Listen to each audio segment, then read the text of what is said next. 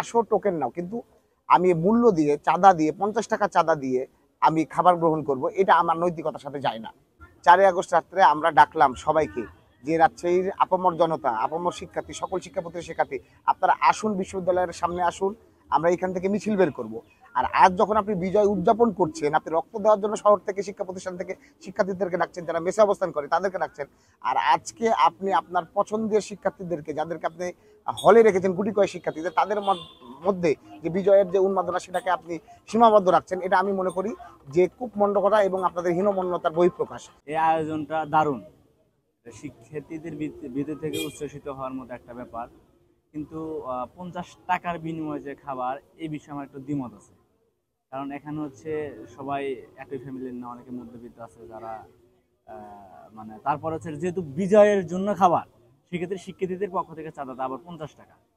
আমরা ইতিপূর্বে দেখেছি যে মানে 30 টাকা, যেহেতু আমাদের ওইভাবে ভর্তুকি হয় না, 30 টাকা থেকে 25 টাকা যে গেছে, এটা এটা হচ্ছে একটা এটার জন্য আমার কষ্টের জায়গা। তাছাড়া হচ্ছে এটা ভালোই, মানে ভালো উদ্যোগ বলে আমি মনে করি। এখন বর্তমান যে প্রশাসন, এটা কিন্তু জুলাই আগস্টের স্পিরিট ধারণ করে এই প্রশাসনটা দায়িত্ব নিয়েছে।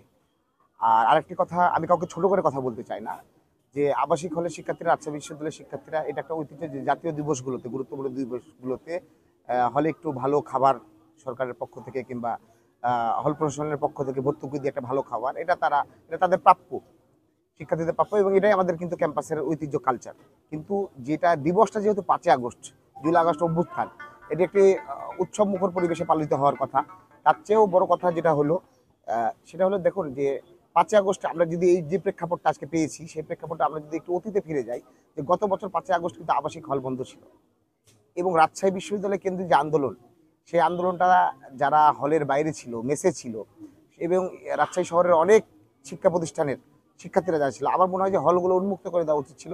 জুলাই আগস্ট, এই 5ই আগস্টের যেই আজকে যে বিজয় উদযাপন, এই বিজয় উদযাপনটা আপামর জনতার এবং সাধারণ শিক্ষার্থীদের জন্য, সকলের জন্য উন্মুক্ত করে দিয়ে ফিস্টের টোকেনের জন্য আলাদা একটা বুথ করতে দিতে হবে, যে এটা ওপেন, তোমরা